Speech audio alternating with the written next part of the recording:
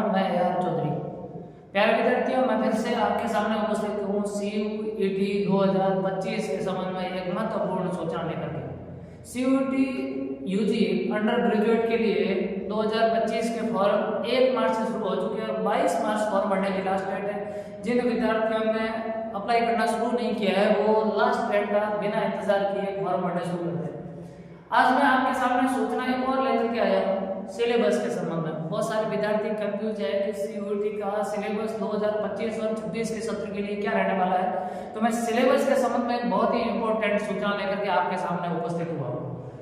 अब तक 2 साल के अंदर CUET ने जो एग्जाम करवाए थे जिसके अंदर जो सिलेबस था वो पुरानी NCERT के सिलेबस से क्वेश्चन पूछे जा रहे थे, लेकिन अब उसकी जगह क्या हुआ, सत्र 2025-26 के अंदर नया सिलेबस लागू कर दिया गया और 2024-25 के कोर्स के अंदर जो सिलेबस में टॉपिक हटा दिए गए थे वो सारे के सारे टॉपिक CUET के कोर्स से भी हटा दिए गए हैं। यानी आपको ध्यान ये रखना है कक्षा 12वीं के 2024 और 25 के सिलेबस में जो टॉपिक थे उन्हीं टॉपिक से CUET के में क्वेश्चन पूछे जाएंगे। तो काफी जो बड़ा चैप्टर था वो काफी चैप्टर हटे और काफी सिलेबस आपका हल्का हो चुका है। इसके सिवाय क्या चेंजेस हुआ है वो भी सूचनाएं मैं आपको अवेलेबल करवा देता हूँ। इस बार जो लैंग्वेज है वो 13 लैंग्वेज रखी गई है। इससे पहले जो लैंग्वेज थी वो 33 लैंग्वेज थी, उसकी जगह अब 13 लैंग्वेज में होगी और डोमेन के अंदर भी 6 सब्जेक्ट हटा दिए गए हैं। इस बार जो डोमेन सब्जेक्ट है वो 23 डोमेन सब्जेक्ट होंगे और एक जनरल एप्टीट्यूड टेस्ट का पेपर होगा, यानी कुल 37 सब्जेक्ट होंगे। इसलिए पिछले सेशन के अंदर क्या था, पिछले सेशन के अंदर कुल 33, पिछले सत्र के अंदर 63 सब्जेक्ट थे, लेकिन अब उसकी जगह कितने सब्जेक्ट से पूछा जा रहा है, 37 सब्जेक्ट से पूछा जाएगा। भाषा जो 13 लैंग्वेज है वो, और इसके सिवाय जनरल एप्टीट्यूड के टेस्ट के अंदर सिलेबस में कोई परिवर्तन नहीं किया गया है। जो पुराना सिलेबस रखा गया था उसी सिलेबस से क्वेश्चन पूछे जाएंगे। यानी जो परिवर्तन हुआ है वो डोमेन सब्जेक्ट के अंदर परिवर्तन हुआ है, बाकी किसी भी सब्जेक्ट में किसी भी प्रकार का कोई परिवर्तन नहीं हुआ है। इसके सिवाय मैं आपको सूचना बताना चाहूंगा कि सब्जेक्ट चयन करते वक्त बेहतर ग्रुप, सबसे अच्छा ग्रुप क्या हो सकता है। हालांकि CUET के अंदर प्रत्येक यूनिवर्सिटी के अंदर आप एडमिशन लेना चाहते हैं उनके लिए सब्जेक्ट अलग अलग है। कुछ सब्जेक्ट ऐसे हैं जो सिर्फ डोमेन विषय के आधार पर आप प्राप्त कर सकते हो, यूनिवर्सिटी के अंदर जा सकते हो। कुछ ऐसी यूनिवर्सिटियां हैं जिसके अंदर लैंग्वेज के आधार पर जा सकते हो और कुछ ऐसी यूनिवर्सिटियां हैं जिसमें चयन का आधार जनरल एप्टीट्यूड टेस्ट होता है।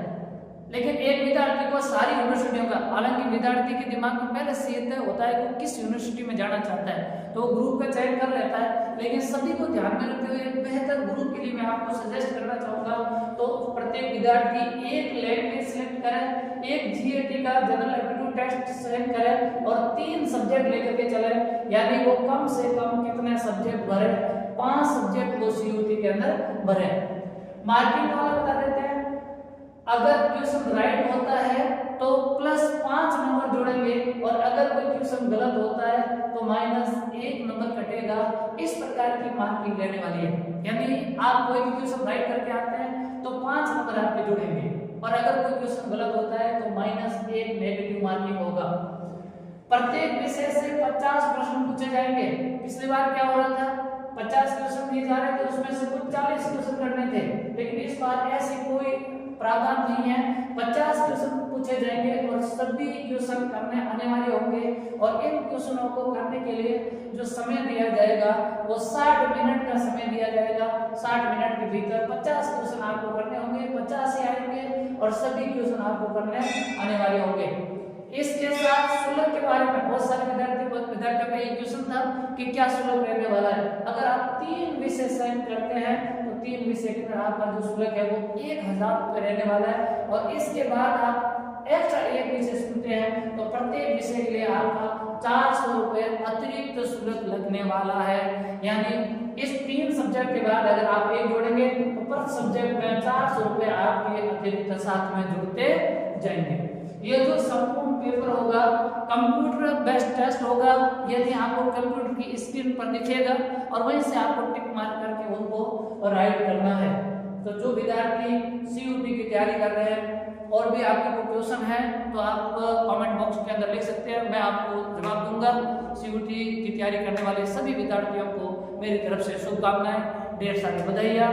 बहुत सारी अपडेट्स जो सीयूटी के संबंध में है वो मैं कमल क्लासेस के यूट्यूब चैनल के अंदर भी आपको बताता रहूँगा, और इसके साथ साथ कमल क्लासेस का टेलीग्राम चैनल है, उसका लिंक मैंने इस वीडियो के डिस्क्रिप्शन में दे रखा है, वहाँ पर मैं बताऊँगा जहाँ से आप सूचनाएं प्राप्त कर सकते हैं। जुड़े रहिए कमल क्लासेस से। जय हिंद, वंदे मातरम।